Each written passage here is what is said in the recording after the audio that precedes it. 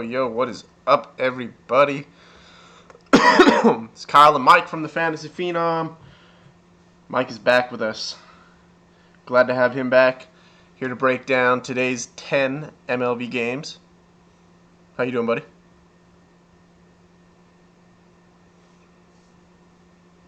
Oh, his mic is muted. Give him a second. Mike, your mic is muted. Mike. There we go. What's going on, guys? Yeah, crazy weekend. I just happy to be back. I see other Mike is in the chat. What's up, Mike? Up early, he says. Bro, it's 9 o'clock. How you up early? What time do you usually get up if this Fair is early? point. Oh, man. So, actually, let me make sure that this is viewable on the screen because I know. Don't ask why. Yeah, I would say that's pretty legible, actually. Okay, cool. Ready to talk some baseball. Got some games all day long for us baseball fans. We just binge watch. What we've been doing, man. I think there's been a Right. day game every single day since the season started. Yeah, I know. And like I said, I'm pretty sure there's not a night game in Detroit till like April 19th or something.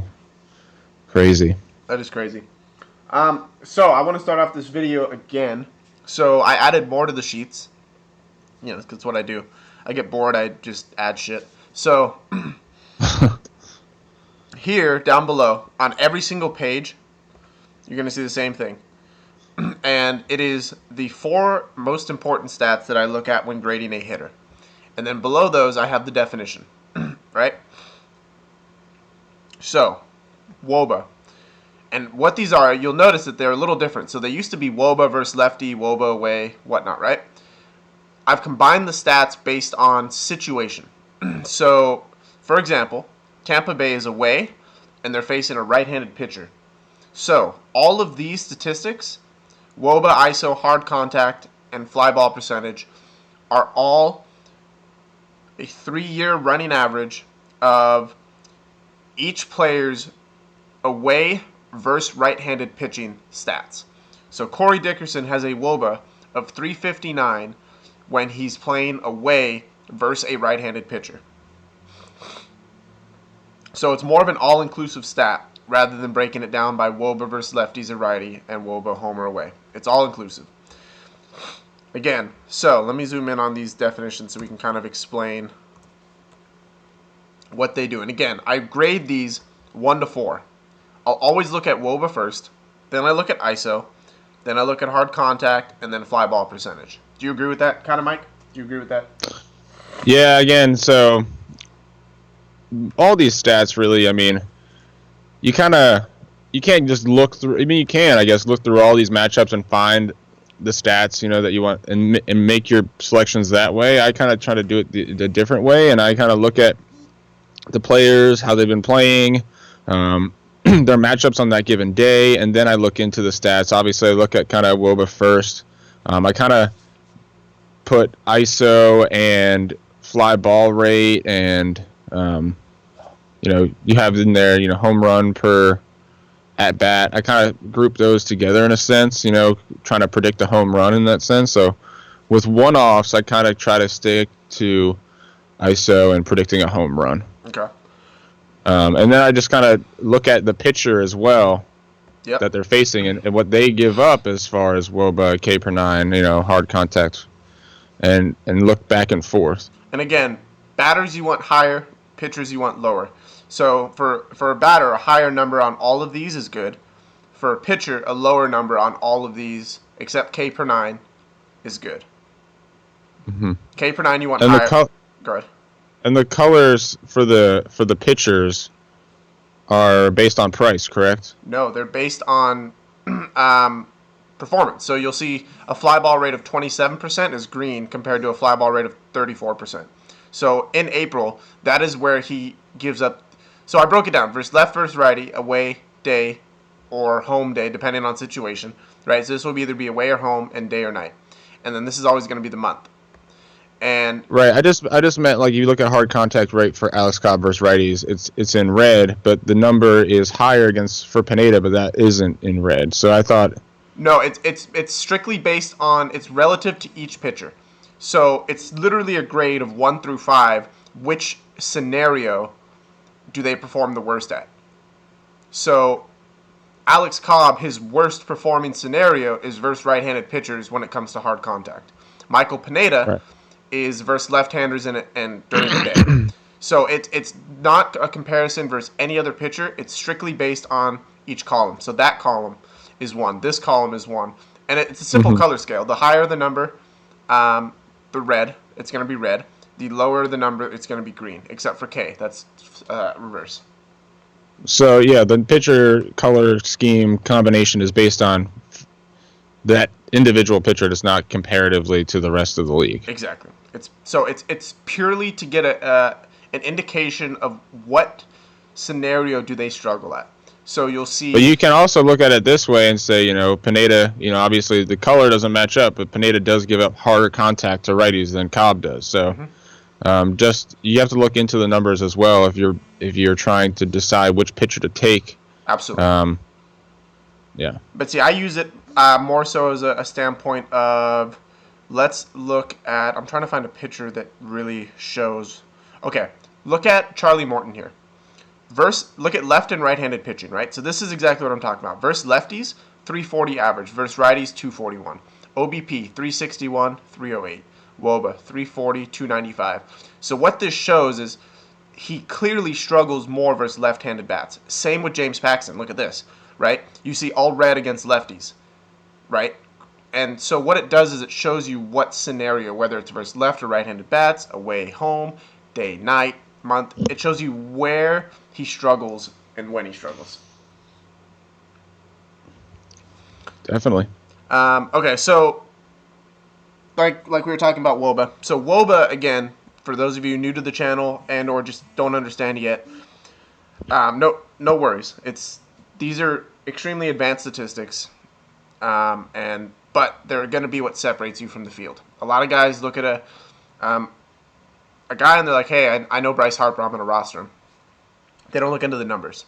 So WOBA is weighted on base percentage. And again, I say it's the most single correlating DFS stat. Because just like in DFS, where home runs are 12 points and FanDuel and 10 on DraftKings, WOBA is rated 2 times higher than singles. And so what it does is it basically tells you the higher the number, the more extra base hits, or the more bases they get, essentially. Yeah, it's like a factor of total bases. Essentially, it's like a better statistic than total bases, but essentially, it's telling the same thing. Exactly. So the higher the number, the more likely they are to get extra bases, which is what you look for in DFS. ISO is a measure of a hitter's raw power. The formula for it is doubles plus 2 times triples plus 3 times home run divided by the total number of bats.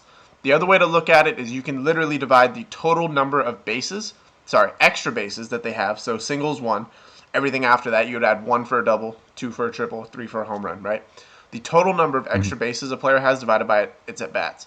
And what this number tells you is the number of extra bases a player gets per at bat. Yeah, and an easy way to look at it is WOBA is that plus singles, really. And walks, I guess, or any other way to get on base. Any other way to get on base. ISO is purely extra base hits. So it's the power statistic. And so you'll look here, Chris Carter has a ISO of 318. If you look here at this chart, anything above 250 is excellent. Anyone who knows baseball knows Chris Carter is a pure power hitter. He strikes out or he hits a home run. So this number makes sense.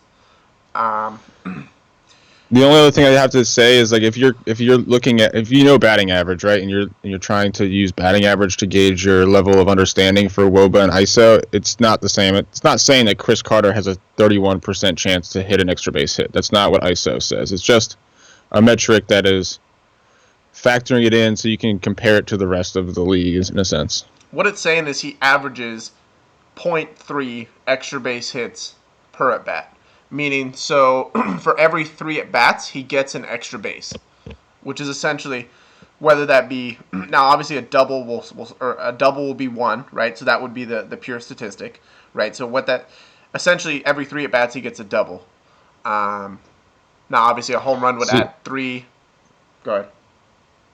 I always was under the consideration that was just percentage of hits were doubles or home runs, because I don't know that that's necessarily true, because if his average is 216 and his ISO is 318, I don't know that rationale would No, it's the be number. on track. Well, it's the number of extra base hits. So it's the total number of extra bases a person has divided by the number of at bats they have.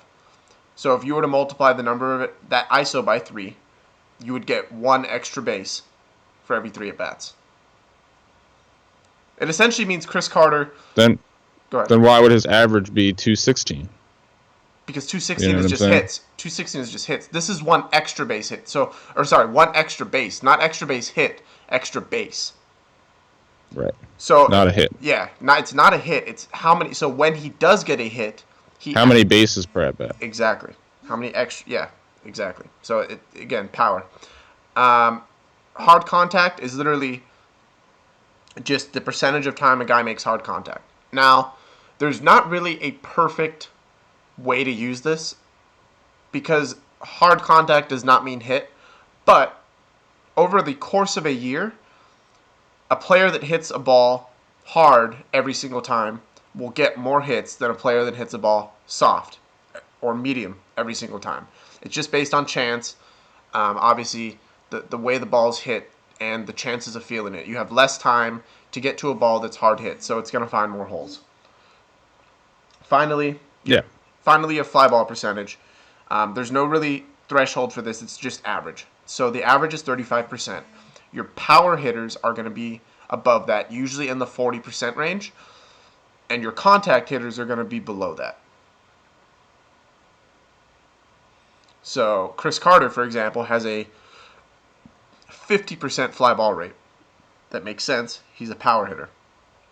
All of his balls, he attempts to hit the ball out every single time. Chris Carter is not up there looking for a base hit. Same with Giancarlo Stanton.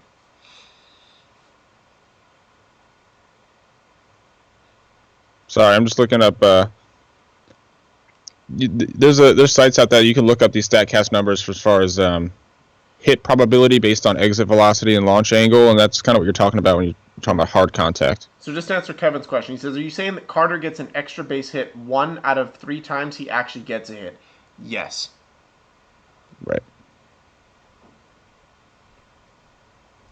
So every time he averages, right? So you have to take this into consideration. If he gets a home run, that's 3 extra bases. Not an remember, leave a hit out of it. That's 3 extra bases. Because a single would be one base. A home run is 3 more. 3 extra bases in that at bat. So the higher the number, the more home runs a guy is getting.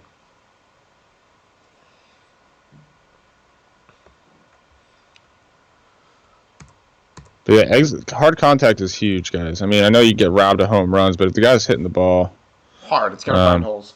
not of home runs, of hits, it's gonna find holes, right? So, all right, making sure you guys can see the screen. Looks good.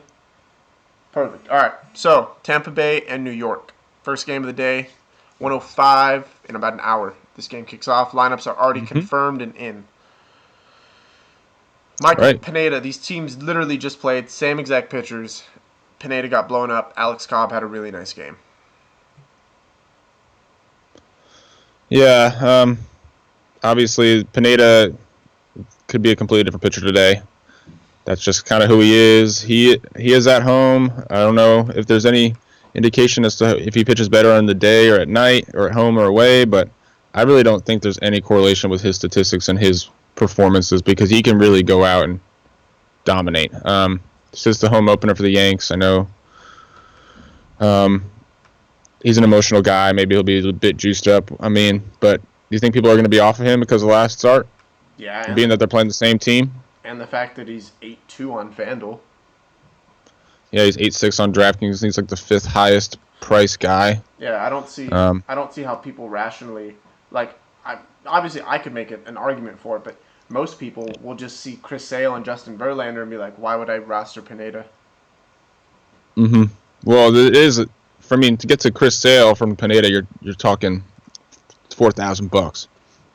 So I could see the reason why, especially when you have to play two. And I mean, I don't know that I really want to play Pineda today, but I mean his upside is pretty real. Yeah. I mean, he can strike out 10 guys or not do anything and get blown up for 10 runs. I mean, he struck out 6 guys in 3 2/3 on his first start.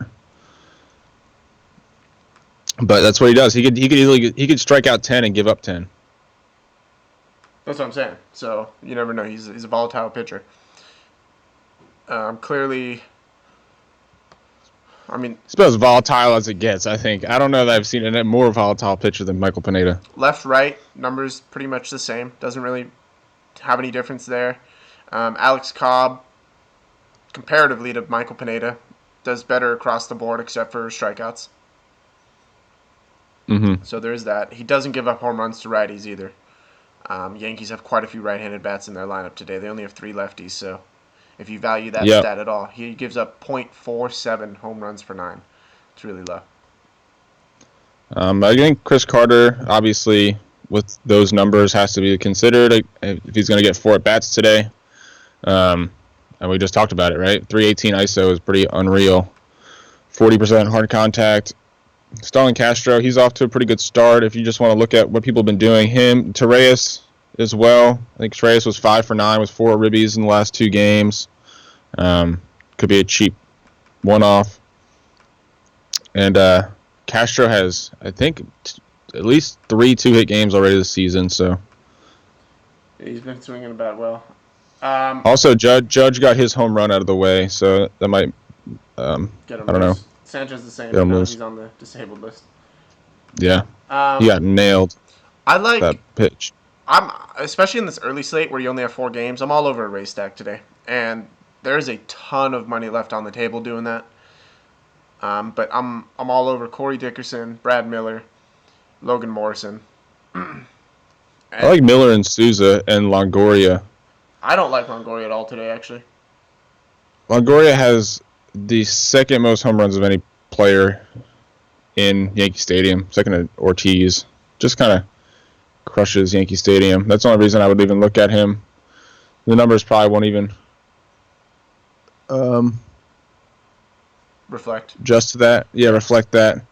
Steven Souza Jr., though, man, he's been playing really well.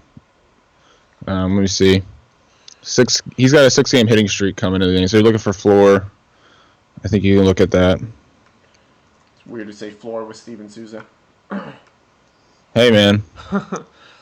And then Malik Smith. Early seasons. Malik Smith, dude, good one off. The only thing that worries me about him is his fly ball percentage. He only hits a fly ball 22% of the time, but he hits really, really well against righties on the road. 405 WOBA. So interesting. That's a surprising stat, right? You don't think of Malik Smith. And an ISO of 231, Mike.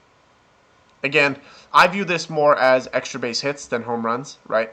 Just because I know Malik Smith is a player, I'm guessing this means doubles and triples.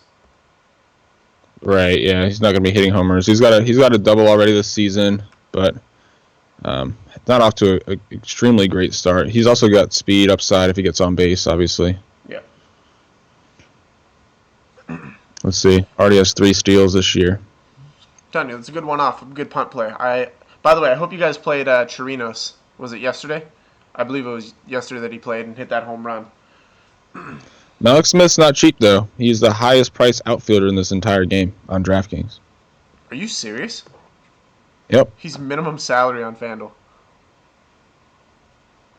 Yeah, that doesn't really make much sense why he would be that high. But yeah, that's what it is. He's minimum salary on FanDuel. That's crazy. Boston, Detroit. Chris Sale going back to Detroit. He has obviously a lengthy history there. And you got Justin Verlander. Corey, me and him were talking. He equates this to the NL West Madison Bumgarner versus Clayton Kershaw duel over the past couple years. And it makes sense. I mean, these two guys, the aces of their teams for a while, always gone at it. Obviously, Chris Sale is on Boston now. Mm-hmm. But these Detroit bats are no strangers to him. No, they as a team. I looked up the team BVP against Chris Sale, They hit him and hard. they have it's a 280 team batting average, which is pretty high. Now obviously you've got Miggy and Vmart off to slow starts. Terrible Just starts. Terrible. Justin Upton, I guess, is playing up to par for his career numbers. So there's nothing really jumping out as far as Detroit early on this season going up against Chris Sale. I don't know how that moves the needle for me. 12-4 is a really tough price to pay for Chris Sale, but I think you have to try and start your lineups there. I mean, had a terrific first start. 7 innings, 7 Ks, 1 walk, 3 hits, no runs. Sale's a hell of a pitcher, man, but Detroit does have some ownage on him. But like you said, it's tough because again they have started so slow, so you got to kind of. Right, it's like you don't want to play either. Do you want to play Sale? You want to play Detroit guys? It's like there's question marks on both sides. That's why I'm going with the Tampa stack, which I'm interested to see how highly owned it is, especially in the early slate, because you leave literally 5K on the table. Right, and I think people that are new to playing DFS baseball can look at that. I think there's going to be a lot of that today. Actually, people can look at like, all right, these teams just play what happened. Oh, this person just did this against this person. It'll happen again. When necessarily that doesn't necessarily happen in baseball. Exactly. And again, caution you on BVP when you look at per player. Look for an ample sample size. 8 at bats is not an ample sample size. So I think you can go back to Verlander too. He had a great first start. I mean, 10 Ks against the White Sox. I know Boston's not the White Sox, but what say you on the right-hander? I like Justin Verlander. My only problem with Verlander is Boston doesn't strike out. And anytime there's limited K potential, I don't know if I want to pay top dollar for that guy. That's true, and it doesn't look like Hanley Ramirez is going to play today, and he's a big strikeout guy. Yeah, this is a confirmed lineup. He is out. Yep. So, he's one of 3 pitchers in the. These two actually are 2 of 3. The pitchers 10K and above on DraftKings. The only other one is John Lester playing the Dodgers at home today. Can't do it. So I think all 3 of these guys have significant question marks on this all-day slate, but these are all 3 of these guys could easily be the highest performing player on the slate as well. I agree. I mean, there's always that risk, an upside, I guess you could say. High risk, high reward. Do you look what stacks are you looking at from either team? I think obviously, based on prior history, a Tiger stack would be in play. However, I'm not on it because of the slow start, and I do believe that current starts, right? Like I don't think more than not, I don't see Miguel Cabrera and Victor Martinez all of a sudden having an amazing game because they haven't been seeing the ball well. So I value more current than prior. I agree. I was actually looking up Detroit and looking at their StatCast numbers, right? So looking into seeing maybe if some either Victor Martinez or Miguel Cabrera has been like getting allowed outs, so to speak. Against Rick Porcello, Victor Martinez had a lineup with an AEV of 101.2, which is considered a hit probability of over 75%. Game before that, I believe there's another one. So that's why I'm all over Stanton, because Stanton's been hitting the ball hella hard. Yeah, and so I'll post this in this link in the research section of Slack, so you guys can look at they do a good job of posting who's been getting robbed of hits. I gotta plug my computer in real quick. You're good. On the Boston side, I'm not stacking anybody. Again, this is purely, I guess you could look at it from a one-off standpoint, but I'm not really going there. Oakland, Kansas City. I do believe we have these lineups now, actually. Let me see if I can get them. I believe they came out while we were on the show. Where are they at? Yep, we do have them. So, I lied. It doesn't look like we have... Oh, we do have the Royals. Okay. So the Royals are going to throw out Alex Gordon, Mike Moustakas, Lorenzo Cain, Eric Hosmer, Salvi Perez, Brandon Moss, Paulo Orlando, Alcides Escobar, and Raul Mondesi. Change that to confirmed. Bam. And the A's are going to throw out Marcus Semien. No.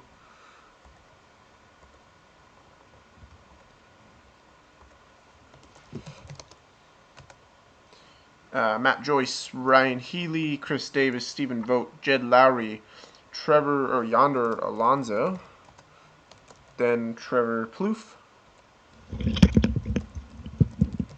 and Sorry about that. Oh, you're good. And Rajay Davis is batting ninth. All right, so you got Jarrell Cotton and Ian Kennedy on the hill today. Ian Kennedy, not a great pitcher. His WOBA in every scenario is above 300. That's not good. But it is in Kansas City, and I really don't like playing in that park. I don't like playing guys in that park. So he does have that going for him. I like Cotton. You're talking about hitters, not pitchers, right? Yeah, I don't like guys. I don't like playing hitters in that park. But I don't think you can look away from some of these A's hitters. Right, Chris Davis is still in play. The dude's been hot to start the year. He's having a solid year. Ryan Healy is still Ryan Healy. Matt Joyce hits right-handers really well. He's a strict platoon guy. So, and then Stephen Vogt, I think, is a good punt catcher today. Yeah, I mean, Cotton, young guy, came up, had 5 starts, 5 wins. Everyone was pretty high on him. I know Oakland was. And didn't really go out and do so well. Gave up 5 runs on 8 hits. First start against, who was that? Angels. Do you remember? Angels, yeah. So not a great team. Kennedy said the same thing, man. He walked 5 in his last start in only 5 innings. So I've never thought Kennedy was a good pitcher, though. I mean, you could target Kennedy. I do like what Cotton has. I do worry about these splits, granted a very small sample size. Struggles versus right-handed bats giving up home runs. 1.7 per 9. So same price here. Would you rather play Pineda against Tampa Bay or Kennedy against Oakland? Oh, it's an easy call for me. I go Pineda for the upside. Right. And then, yeah, I don't know. Are we just doing early slate right now? Or are we going to do the whole thing? We'll do the whole thing, but these first 4 games are the early slate. Yeah, there's 4 guys here in the same price range that I think you can make a case for. Pineda, Kennedy, Paxton, and Walker. If you're playing the all day, yeah. So, stacks here. I mentioned the Oakland stack. It's not my favorite stack, but I think you can look there. Just because Ian Kennedy's not a good pitcher, he does give up a ton of fly balls, and every single scenario he has over a home run per 9. So there is that, but it's not my favorite stack. I'm still going Tampa Bay. As far as Kansas City, I really like a one-off of Mike Moustakas. His WOBA at home versus righties, 340. So I do like that. I do caution you, Jarrell Cotton, granted the sample size, has done better versus lefties so far. So there is that. I kind of like this. I like this Kansas City thing. I mean, Hosmer and Salvi. I mean, obviously Perez was 4 straight homers, and Hosmer has a 5-game hit streak right now. Unfortunately, they haven't coordinated those two since they're right there in the order. Like maybe this is a game where they coordinate those 2 hits and it pays off. They're back home, yeah. So I agree. There's definitely that. I like Moose. Moose has been hot so far. Yeah, you can put Moose in there too, or even Kane. I mean, Kane not as hot so far, but still the 3 guy, and I don't know. I could go that Royal stack. Okay. 2 through 5. And then we have Arizona and San Francisco. In San Francisco, it's our home opener today. Same 2 pitchers that pitched last week, but different venue. Last week it was in Arizona. This week in San Fran. Matt Moore. Both these pitchers struggled, honestly. It wasn't a great start for either. I always look at Taijuan Walker as someone for home run potential, man. The dude doesn't have command, and I don't know if he's going to put it together. I love his stuff, but if he gets wild, he just throws pitches down the middle to get strikes. Really, he's Pineda. I thought he played well last game. Honestly, he looked pretty good. I don't Let's know. see, 7 Ks, 6 innings pitched, 7 hits, 4 runs. Wasn't bad. But yeah, I think 8,700 is too much for me to go on Taijuan Walker today against San Francisco on the road. I think you have to look at the hitters in both. I don't really look at the pitchers in this game. Me either. I'm not rostering either pitcher, even though it is Right. in SF.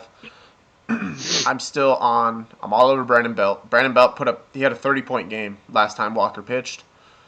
Not that it's like basketball where that directly correlates, but Belt has Right. been hot, and I look at Belt from a standpoint of if he connects on a Walker heater, I can see it traveling. That's right. And Yeah, then I am somewhat concerned again. Like this is early on in the baseball year. People do look at that and think that it correlates the same like basketball. and it doesn't, but Doesn't at all. I still like the Woba. I like Buster Posey again today as well. Jarrett Parker is always a one-off complete punt. The only problem with Parker is he's the very first one to get double switched for. And a double switch in baseball, it only happens in the NL. They essentially change where the pitcher bats in the order, and they'll bring in a new player. So Jarrett Parker is always the guy that gets subbed out first. I like this price point on Goldie at 4,300. 4 straight games with an extra base hit. I mean, you got Cabrera going up against Sale at 5K.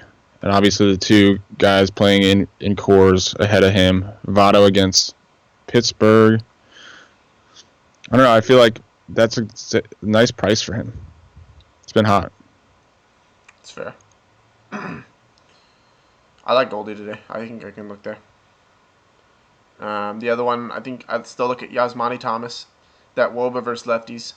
He can't hit righties to save his life, but against lefties, Woba of 434, an ISO of 289. So.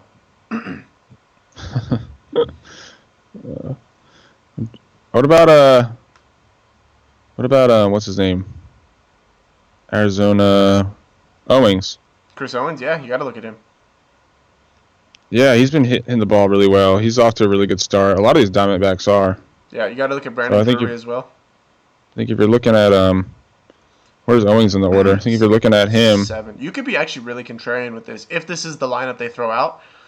5, 6, 7. That is an interesting stack that I guarantee you nobody would be on. Right? Everyone always targets the top of the lineup, but 5, 6, 7. All three of those guys hit lefties well. yeah, I imagine he's due for some regression. He's not gonna have it.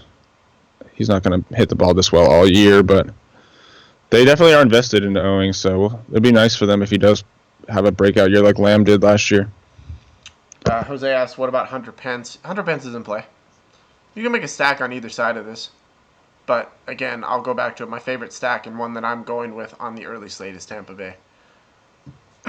So. Does Belt playing at home concern you at all? No. Belt has shown plenty of power to get the ball out of that right short porch.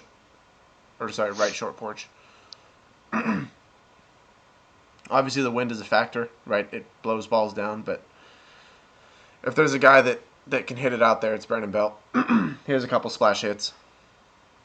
Would you rather play Pollock or Tomas? Tomas. Same price on DraftKings. Ooh, same price.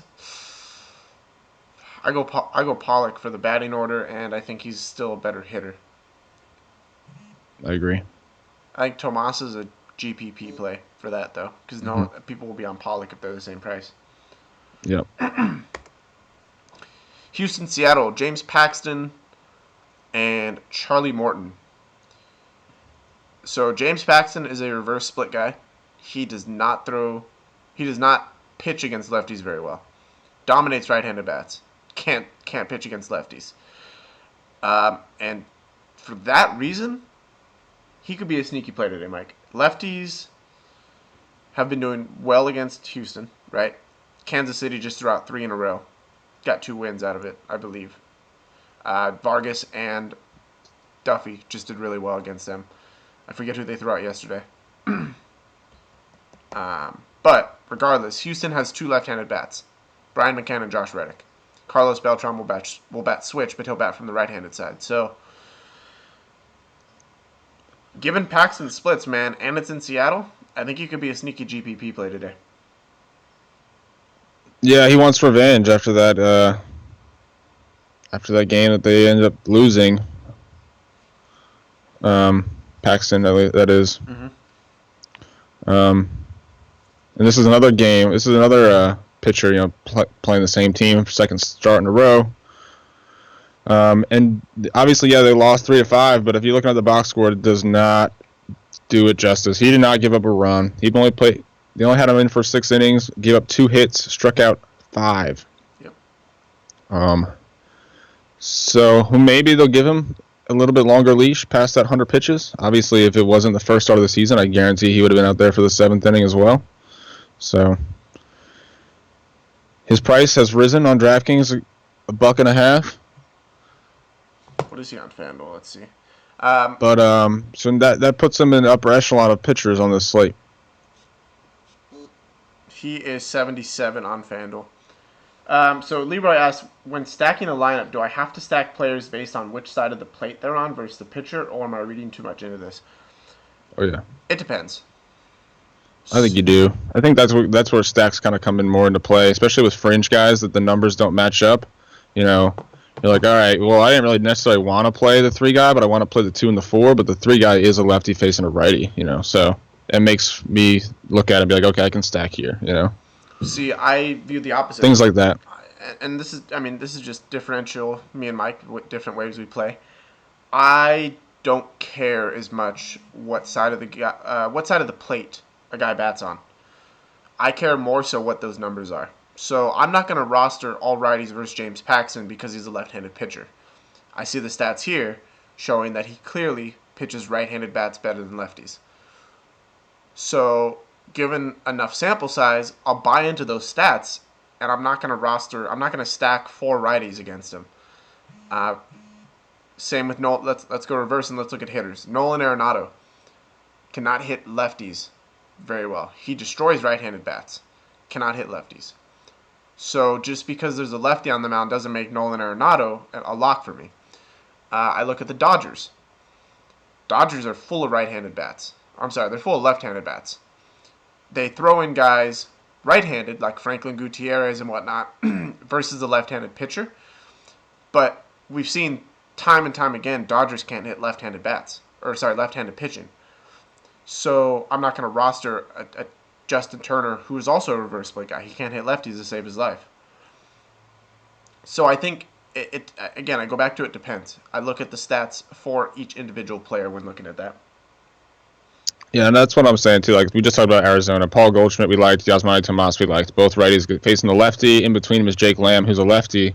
That takes me off of a 3 through 4 stack. However, if it was Chris Owings, who doesn't necessarily have great numbers, but he's a righty facing a lefty, I'm like, okay, let me throw the stack in there. Mm-hmm. I don't stack players it's very rarely do you find 3 players in a lineup in a row that are all great plays. Fair. It's fair. So it's why baseball is so, there's so much to read into. So what about, are you going to target anybody on Houston against Paxton? I think people are going to be off of this, and we got some good hitters here. The only one I look at, Mike, is George Springer, honestly. George Springer's been hot, and he kills lefties. The only player I'm looking at on Houston. I'm not stacking them against Paxton. I'm not. And he had a great series against Seattle. Mm-hmm. And again, with that, I think I also can't make I personally wouldn't stack Houston because I'm considering playing Paxton, and so that would be dumb on my part. Yeah. That wouldn't make much sense. 4K is a fair price for him, too. I mean, he's already got 4 home runs this year. George Springer, I know, and he's been killing left-handed pitching. So the splits are true with him, man. And I think as What about well. Josh Reddick? Yeah, you can make an argument based on the fact that Paxton can't pitch to lefties. I don't know how much I like him hitting down in that 8-hole. Yeah, me neither. But I was just thinking, and he's not really off to that great of a start. But if you're just playing numbers, Yeah. it seemingly would be a good play. All right, New York and Philly. We got Jacob deGrom back on the hill That's versus right. Jared Eichhoff. Jared Eichhoff. DeGrom, man, he might have had the best first start of his career. 11 ground balls, too. Yeah, you like that as a from a pitching standpoint. You like guys that hit. Six innings, 2 hits, 11 ground balls. Obviously Atlanta, so something to be said about that. But here we got Philly, so short train ride from Citi Field. Not much of a road game. Beautiful day out here. Not too far from Philly, so it could be a good environment. Do you like any bats on either side? Yeah, let me look at the numbers real quick. I like a Met stack here against Eichhoff. He can't. Again, you see these splits right here. Struggles versus lefties. So, and it's in Philadelphia, Hitters Park. I like Curtis Granderson. I like Jay Bruce for home run potential, and I like Neil Walker and Asdrubal Cabrera. Honestly, Cespedes is always in play. I mean, Cespedes can hit lefties, or I'm sorry, can hit righties. So it's not like he's a don't roster against right-handed pitching. Yeah, he has the highest WHIP on the team versus righties, so Yeah. he's just off to a really slow start. Cabrera, I think, has been playing well. He has. He's probably been the biggest surprise early on for the Mets. Yeah, I think you're right. Granderson, Cespedes both in play. For the pop, Jared Eichhoff did not bode too well in his first start.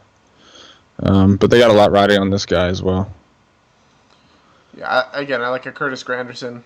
You could stack the Mets outfield in this, honestly. Curtis Granderson, Jonas Cespedes, and Jay Bruce. I don't think it's too expensive a stack either. Can you look at Jared Eichhoff at all? We always talk about the Mets they're not hitting that well. They're not a great hitting team. Eichhoff's at home coming off a game in which he only gave up 2 runs against Cincinnati. Yeah, that's Cincinnati though. What's his price? Let me see.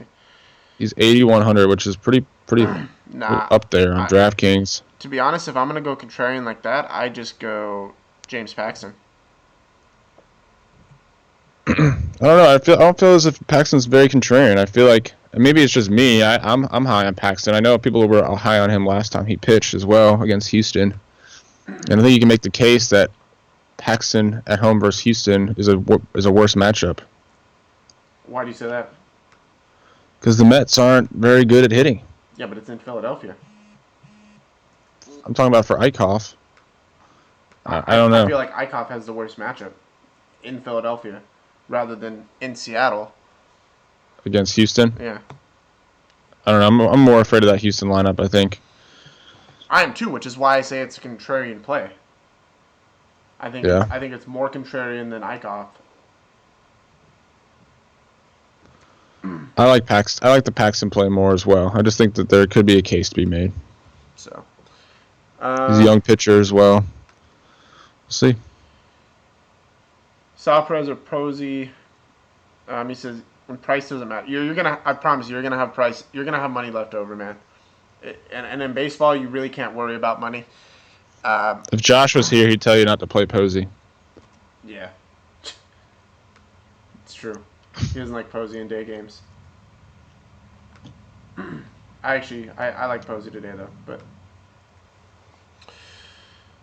St. Louis and Washington, man. Bryce Harper hits really, really well versus Adam Wainwright. I think you can say that about most pitchers though, or most pitchers versus Bryce Harper. Obviously, he hits a lot of pitchers well.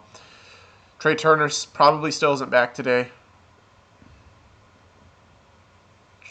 Or isn't back, not probably, isn't back today. You got Adam Eaton leading off, Bryce Harper, Daniel Murphy. I don't know that I want to stack against Adam Wainwright because he does get quite a few ground balls and he doesn't give up a lot of home runs. I mean, he doesn't have anywhere where he gives up over .79 home runs per 9. So definitely doesn't give up home runs, but I think you can look to Bryce Harper as a one-off in this game more so than a stack on Washington's side. Yep, just for the pop. Hold on. Can't see. Bryce Harper, for what it's worth, is 7 for 18 against Wainwright with a home run in his career. Small sample size, but if you were to blow that up and go 4 home runs for every 80 at bats, we would call that ownership. So Who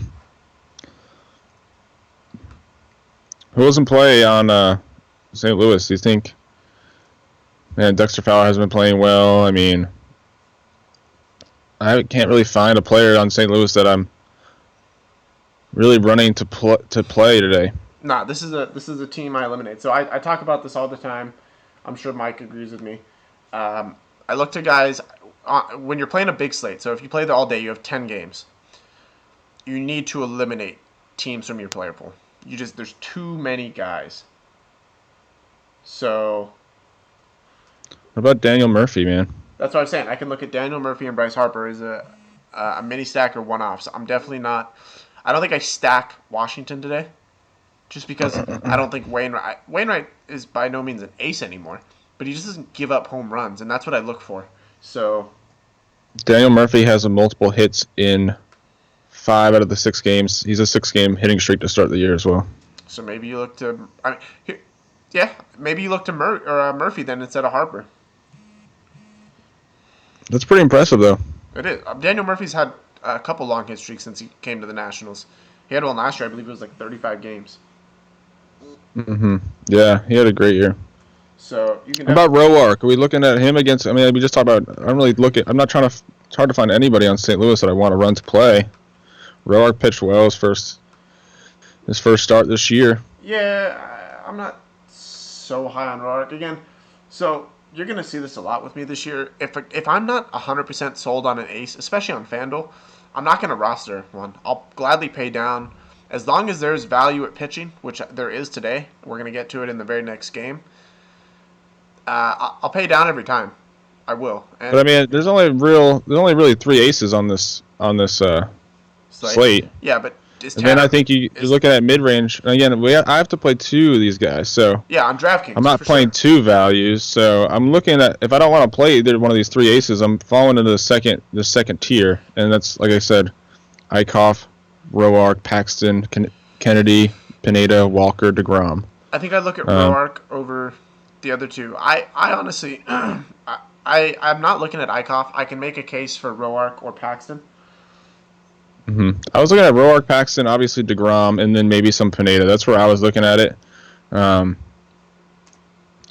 If I was going to fade one of the top 3, if I'm playing one of the top 3, all of those guys seemingly just fall off the table. I mean, you can and try and go cheap stacks. Definitely something you can do. But I guess it's just a different pitching sort of strategy on DraftKings in a sense. Well, it obviously is, since you have 2. Yeah, so, again, I think it's going to even out soon with FanDuel in terms of their pricing. But, so you're not going to be able to hit this value for forever. But I do like it right now. Again, on DraftKings, I don't think I roster one of those big aces today, Mike. So I think I do look at the value. Yeah, I'm looking at 2. I'm looking at 2 guys in that range, I think, instead of one of these aces, because I don't really like any of these cheap guys either. I mean, I guess. Let's see. Upton's out today for the Tigers. So, what does that mean? Matsuk? He's been starting Matsuk, hasn't he? Mikey, yeah. Yeah. Jeff says it is raining in Detroit for what it's worth. So, yeah, I had that game as a yellow. So there is that. Be interested to see. This game does start in it's scheduled to start in 15 minutes, but there is a tarp on the field. I expect a delay there. It's just a matter of if it's going to be played. Let me see if I have any updated news on this. Detroit, Boston may start late because of thunderstorm, but it's rapidly pushing east-northwest and nothing to follow. There is no threat to postpone according to the weather site that I follow for DFS. So Mac asks, are we more DK or FanDuel? Good question. Mike is DK. I'm all FanDuel, so you get both on this Yeah, I show. don't play any draft. I don't play any FanDuel when it comes to baseball. I haven't yet. And I don't play any DraftKings, so if you're playing on DraftKings, listen more so for Mike's strategy building, and if you're on FanDuel, go for mine. Right, and like we said earlier, he was mentioning how who was it that was a really good punt play on Tampa Bay? Malik Smith. He's been a Malik salary on Smith. FanDuel Yeah, beautiful punt play, but he is the highest priced outfielder on the team on DraftKings. on DraftKings, which is interesting. So that's kind of where I'm at with this game, Mike. Cincinnati, Pittsburgh. All right, so this is where I'm looking for my pitcher. Yep. I'm telling you, Tyler Glasnow. Yeah, I think you look at both these guys. Honestly, I like Glasnow too. I mean, first start of the year, so. Yep. He had to start push back. He has K upside. Look at his K per 9. I mean, a lot of K potential there. I really don't think there are a lot of good bats on this Cincy team. Joey Votto will always be a worrisome, right? And he's hitting the ball well. And then you have Adam Duvall. Other than that, nobody on this team screams to me, don't pitch against them. Yeah, or like avoid them is what you're trying to say. Yeah. And I think you can check this out, Mike. Tyler Glasnow, 4,400 on FanDuel. That's really ridiculous. He's 7,500 on DraftKings, so yeah. To put that in perspective, that's only like 8. Jeez. You there? Yeah, I'm here. Hold on. Sorry. So he's only he's less than $1,000. He's only $1,000 less than some of the other guys we've been talking about. To put this in perspective, on FanDuel, relief pitchers are 4K on FanDuel. Tyler Glasnow is $400 more than a relief pitcher. And there's no relief pitchers on DraftKings. Yeah. Actually, there is. There's relief pitchers on DraftKings, but still. So, yeah, man. Tyler Glasnow. Yeah, it's insane. He's my all-day pitcher on FanDuel. For the price, I can do so much with the lineup, man. I can go Colorado. I can go Chicago. I can go Washington. Like, there's so many high-priced batters today, and Glasnow gives me so much flexibility. And Finnegan's the same way, man. I really like Finnegan's stuff. I was just going to say. The only issue I have with him is the home run. He gives up home runs. He destroyed his first outing, though. He did. Against the Phillies. Got that shutout, which made him the highest, I'm pretty sure the highest scoring pitcher on the week on DraftKings. Entire week.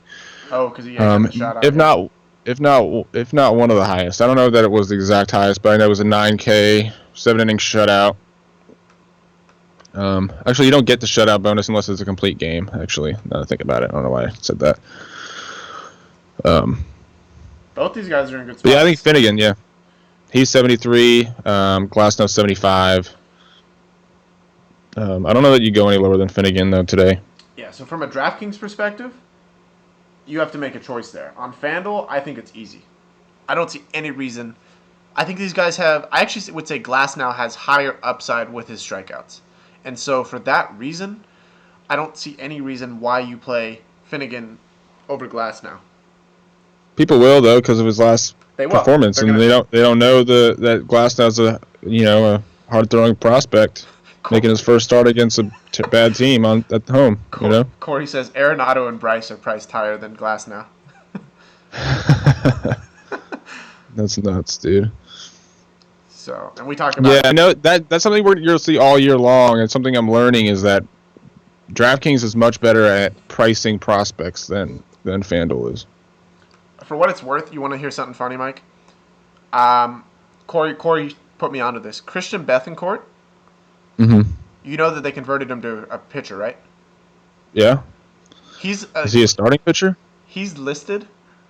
No, he's a relief pitcher. But he's listed on FanDuel at 3K as a catcher. They upped his price to 3K because he's in Coors. He doesn't even play catcher. Wait.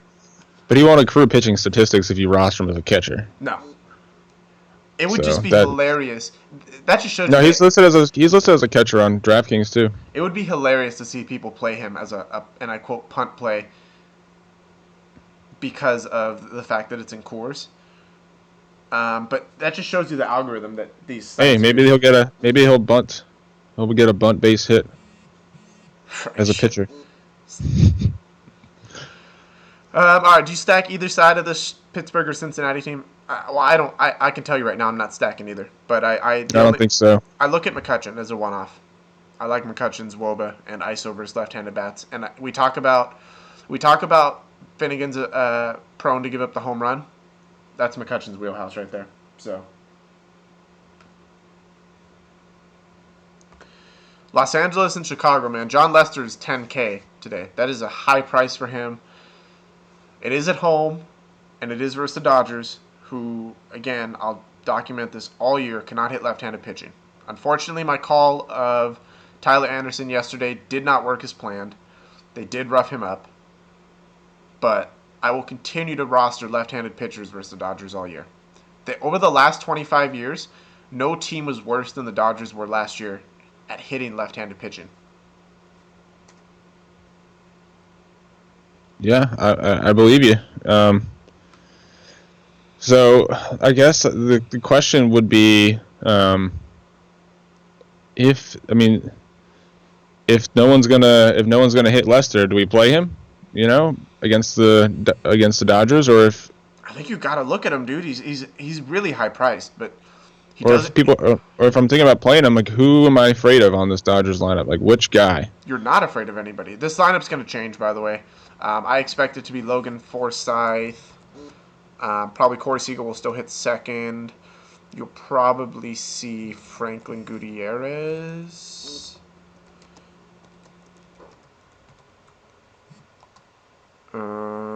Probably some Justin Turner.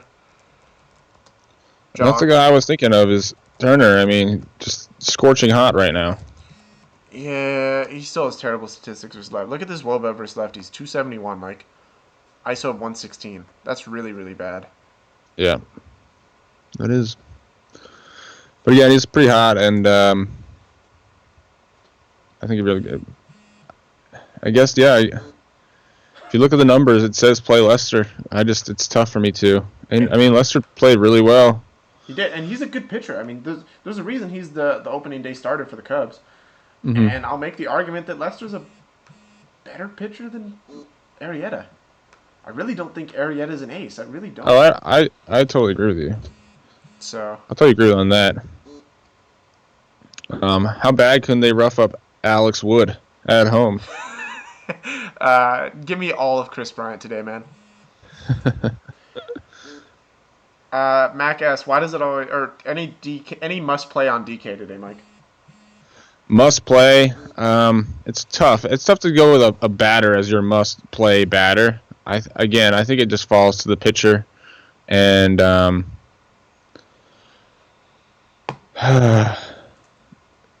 don't think I have one that I really want to play. Again, I think I'm going to build 3 lineups and have a different pitchers in each one.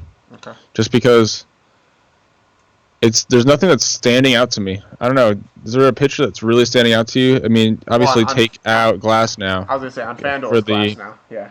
For the price. I think DeGrom is the guy that's standing out to me, to be honest with you. So DeGrom and Lester are around the same price on FanDuel. Which one do you play? At the same price, I play Lester. But I agree with you. On DraftKings, you have Lester at 11.3 and DeGrom at 9.3. So it's 2K. So that's a big price difference. I think you go DeGrom there as well. I think I just go DeGrom. I think he's. I watched that game. He pitched really well against the Braves. By the way, this game is a rain threat. So The Mets game? the Cubs game. Oh, the Cubs game. We're gonna color. Perhaps. That. We're gonna color that. As far as like stacks, I think obviously you're gonna have to look at this last game we haven't talked about yet. Yeah, let's probably the two worst pitchers in the entire slate in Coors Field. Yeah, that's... You're gonna pay for it though. So if you want to stack from this game, you are fading top pitchers. That's exactly why I say, man, Glasnow on FanDuel is a fucking steal, and I don't know how many people are gonna be on him because people don't know him. So I think baseball heads will be on him. People that really know baseball and understand, the stuff this kid has. But your everyday first day player, I don't think is going to roster Glass now, especially when they see that he's 4-4. A lot of people associate a low price with a bad pitcher. That's the wrong way to look at it. Just because a guy is low price does not mean he's a bad pitcher. Kyle Freeland of Colorado the other day, he was 5-5. It had to do everything with the fact that he was in Coors and he was facing the Dodgers. I jumped all over it. Went after Tyler Anderson. That one I got wrong, but again, a low price does not mean a bad play. Right. So let's look at this Colorado game, man. I don't know who they're starting yet. I heard Trevor Cahill, then I heard Cozart, then I heard Zach something. Zach, some dude I've never heard of before. DK has Cozart as probable. Okay. So regardless, it really doesn't matter who they're throwing out there. I agree. I think you can stack both sides of this game. I think there's a lot of power on San Diego. Dude, And it's a lot cheaper. It's a lot cheaper power than Colorado. So I think that's where I'm looking. I love Ryan Schimpf today. I was gonna say Ryan Schimpf, man. I said this. Yeah. I think Schimpf and Look at this ISO. what did I say? I said Myers, Schimpf, and who's the Renfro. other guy? Renfro combined for 100 bombs. Look at Schimpf's ISO 309 versus right-handed pitchers on the road. Obviously, you take him out of Petco, which is a pitcher's park on the road, an ISO of 309 versus righties. That's amazing. He's an all or nothing kind of swing though, so He is. that's definitely what you're looking for out of him. You get home run or bust. But I think. we talk about DFS, and the home run is the end all, right? But again, these guys are priced up. They definitely are, and you got Solarte too. Funny, I think Solarte is the opposite of Schimpf, where he's trying to like take the pitcher's head off with when he makes contact. Did you know? I knew this from when he was with the Yanks. He got his name because his dad's name was Jan and his mom's name was Hervis, so they just named him Jan Hervis. That's great. It's like caveman shit right there. Real quick, because I know we're getting close to lock, I just want to answer some questions as they come up. When rostering a lineup, what is the most money you'll leave on the table? Honestly, man, I have 5K Depends on the left. slate. Yeah, I have 5K left on this early slate. So if in baseball, 4-game slates, man, doesn't matter. it really doesn't. And here's the thing with baseball, man. There's always going to be a guy that is near minimum price or that is a punt play that is going to score points. And there's so many times a high price guy is going to get you 0. Bryce Harper gets 0, Mike Trout gets 0, and then Mitch Haniger, who's 2K on FanDuel, minimum salary, goes out and has 2 games in a row with a home run. Outscores both those guys, right? So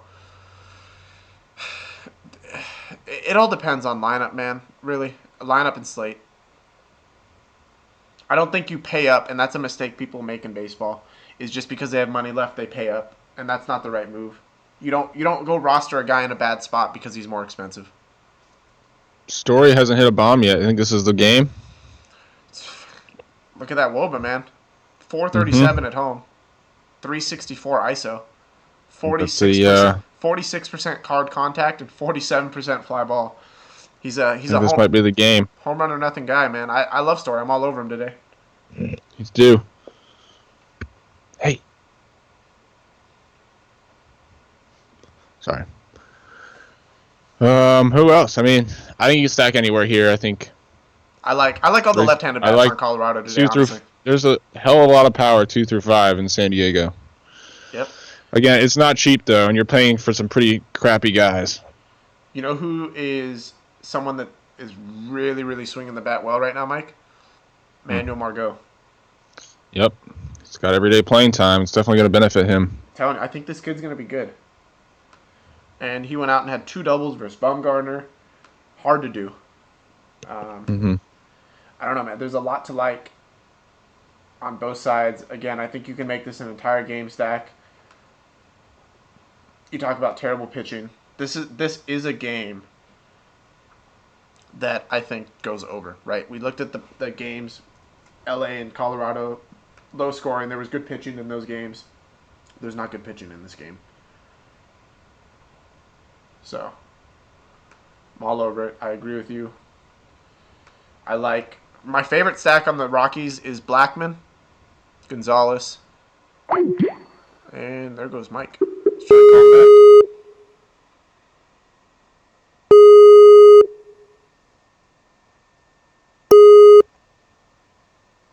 Yo, What's up, dude? what happened? Don't know Something what happened. happened. Yeah, I don't know. We're good though. Anyways, my favorite stack: Blackman, Gonzalez, Story. I like those three. Arenado destroys right-handed hitting, so that he is in there as well. But Corey got me onto Chris Bryant, and I think I'm on Bryant over Arenado. He's cheaper, and I think everyone's going to be on Arenado for the game. Yeah, and I mean, you're looking at a really high price for Arenado too. I mean, He's 4.9 on FanDuel. 5.3 for Arenado in comparison to, I guess he's 5.2, Chris Bryant. So, Chris Bryant's hot too, dude. He's seeing the ball so well right now, and he gets a left-handed bat or left-handed pitcher. mm-hmm. Real quick, Mike, is it a Yep. bad idea to roster both Verlander on Sale and Sale on the early slate? I haven't done any lineup construction for just the early slate, so I couldn't make have an accurate answer for that. But I know, seemingly, if you're going to roster both of those guys, you're going to have A ton of value. stacks off Oakland. I think you can maybe I would try and then go to Kansas City and try to fit in. That's a pretty cheap stack there with Hosmer, Perez, and then what's his name? Moose. Moose, yeah. Moose. And that kind of gets like some of the tough positions out of the way when catcher and third base. If you do that, you're left with 3,400 to spend per player for all of your outfield, second base, and shortstop. So it definitely can be done. It's just He said that he was able to get I don't the know that base stack with it. I don't know that I necessarily like going either of those guys. I mean, you're talking on that early slate. You're talking probably the two best lineups. I think you can make the case two best lineups on the slate: Boston and Detroit. So stacking your pitchers in that game obviously is you're looking for some awesome performances, which obviously those guys can get the two best pitchers on that early slate. By the way, we have the Giants lineup confirmed and the Seattle lineup confirmed. Segura, Haniger. Same. It looks like the same lineup for Seattle that they've been running out. We're gonna go Danny Valencia. Hold on. There it is. Leonis Martin, Mike Zunino, and Zanina. Jared Dyson. Bam. All right. So there's your Seattle lineup confirmed. Any last minute questions? We got 5 minutes until the early slate locks. I have built lineups, so at least FanDuel, I understand the lineup construction, and I'm good to go. If you guys have questions, Yeah, no, I think I would try to get that Ray stack in with that Royal stack with Verlander and Sale, and it wouldn't let me. So I think you have to do one or the other. You couldn't do both. okay. I'm gonna make one more lineup right now, just while we're doing this, so I can. I'm gonna look at a Oakland stack, just to be contrary. I'm gonna look at an Oakland and Rays stack. So I'm gonna go. I'm gonna go Salvi. I'm gonna go Salvi with Hosmer. And Zamoose. I'm gonna go Brad Miller. I'm gonna go Marcus Simeon actually. Oh shit, the contest started. Oh, Well, let's see if I can do any editing. I don't know what game started. I'm pretty sure the Yankees Tampa Bay game was the only one starting at 105. Then you had I have that. I have that stack, so that's okay. I can still edit the most of the other ones if it'll let me. The other ones start in what 5 minutes? Boston, Detroit. I didn't have Boston, Detroit, yeah. I didn't have anyone from there, and then I have all day to do Oakland, Kansas City. Early just lock Kyle. Yeah, I found that out. We're here though. Thought it was 10, but it's okay. Fucking FanDuel's not loading for me. Everybody's jumping on it, checking their ownership. Right. I don't care about my ownership. I just want to know. Oakland 315 game. Is it 315? I had it at 415. 415. Yeah. 415, 435, 510 Um. for these day games. All right. So, well, I guess let's do this then. Slate locked. Give me your Mm-hmm. favorite stack of the main slate then. Let's get past the early because obviously we can't do earlier all day now. So, from Houston, Seattle on, what is your favorite stack? I think I really like that San Diego stack for the power. I think it's going to be contrarian Um, too. yeah, I really feel like if you get a home run out of one of those guys, hopefully, a couple other ones will be on base. Another one that I really like is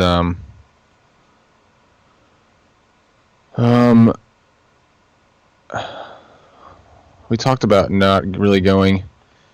I don't want to say the Cubs. I was going to say the Cubs, but I don't want to say that because it seems too obvious.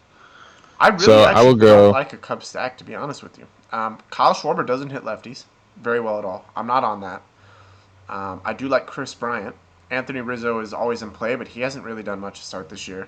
Ben Zobrist, I guess you can look there, and then really the only other guy I look at is Addison Russell. So I look at Addison Russell and Chris Bryant. So more so a mini stack than a full stack.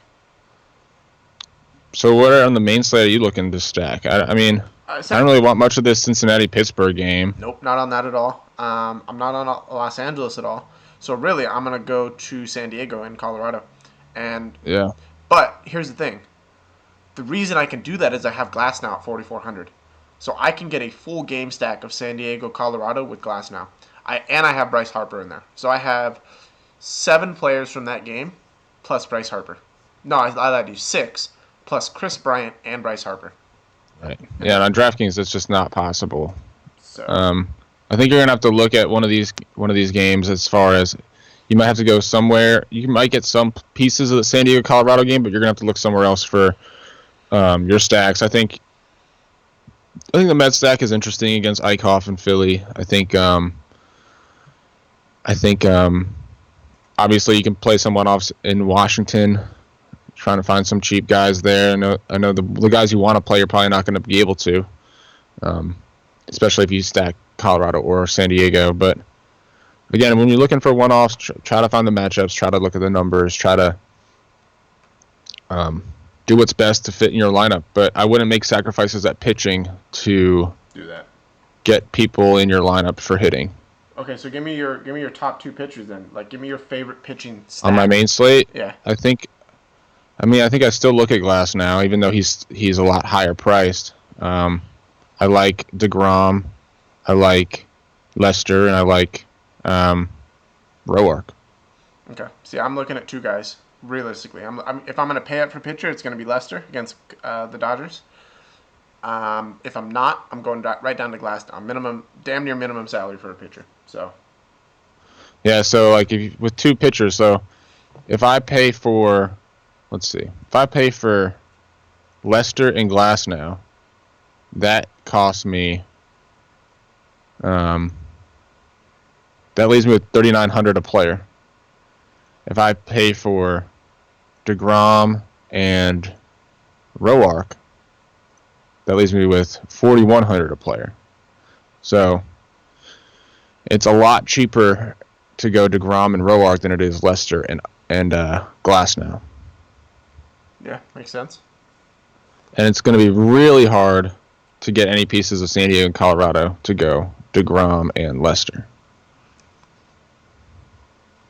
But those are the 2 pitchers I want to play for the most. I can back that.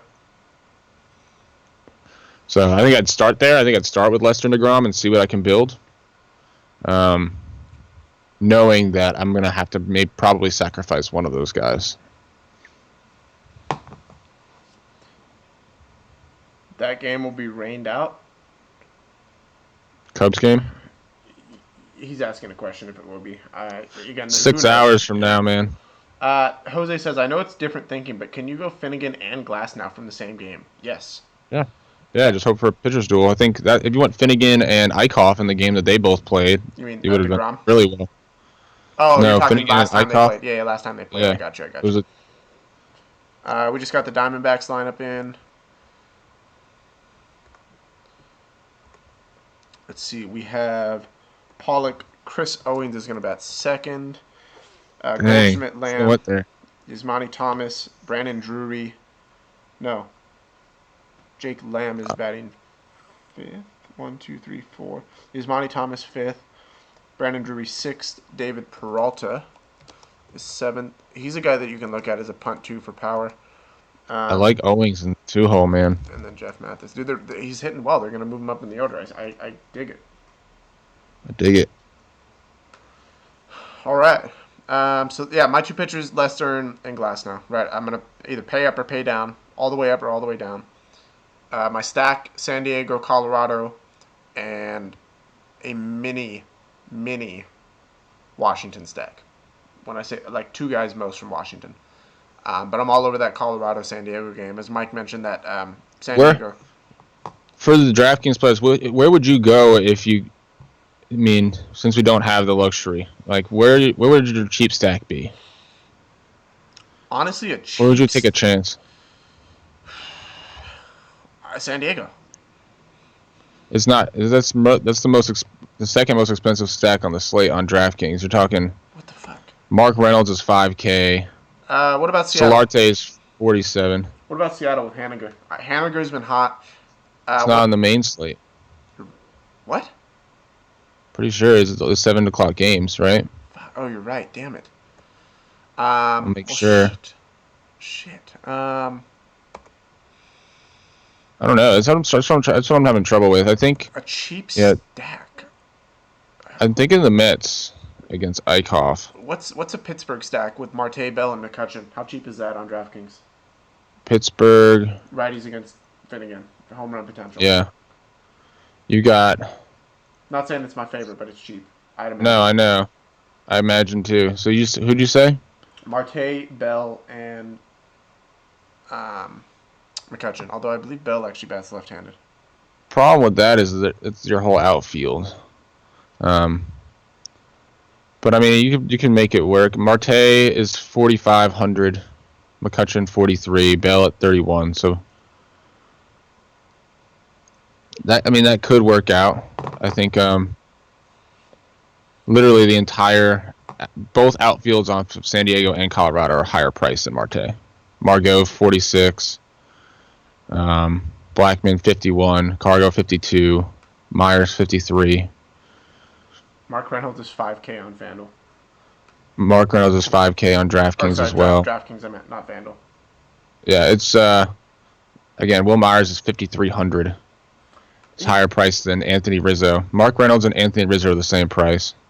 Damn. But again, Anthony Rizzo is not my favorite play today, so. I'm just saying, just put that in perspective of how high they price these guys. That's Coors. Yeah, very dynamic pricing over here. It seems like. So, just a heads up, there is not going to be a basketball show today.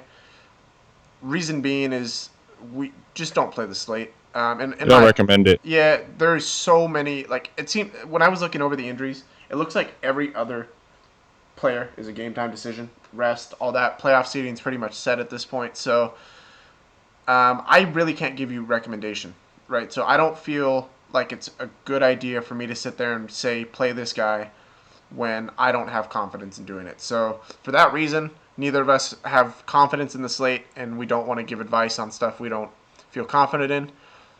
Mm-hmm. So sorry if you were expecting a basketball show. It's just not something that we recommend playing. Yeah.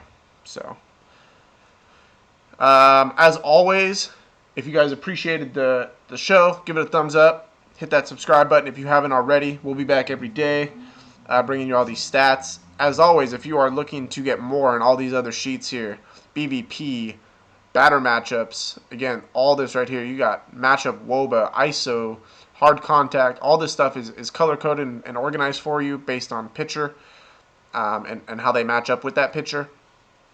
We got projections, every split you can imagine. So when you talk about having all the stats in one place for you, we got it. That's the goal of these sheets, is to really narrow down your research, make it easy for you to go one place and find it all. So if you guys like it and also want to be a part of best DFS community out there, we got Slack running all day, 24 hours a day. Real quick, since we're not doing a basketball show, shout out to Todd N. He was all over Twitter last night with me. Dude took down a GPP in basketball, Mike. Score 409. Good God. So shout out to him. Congrats, buddy. $1,500 richer. So. There you go. All right. Well, as always, guys, if you guys are, like I said, if you're interested, links down below. 7-day free trial. Literally no risk involved. So appreciate you again, and have a wonderful day. Let's go Yanks.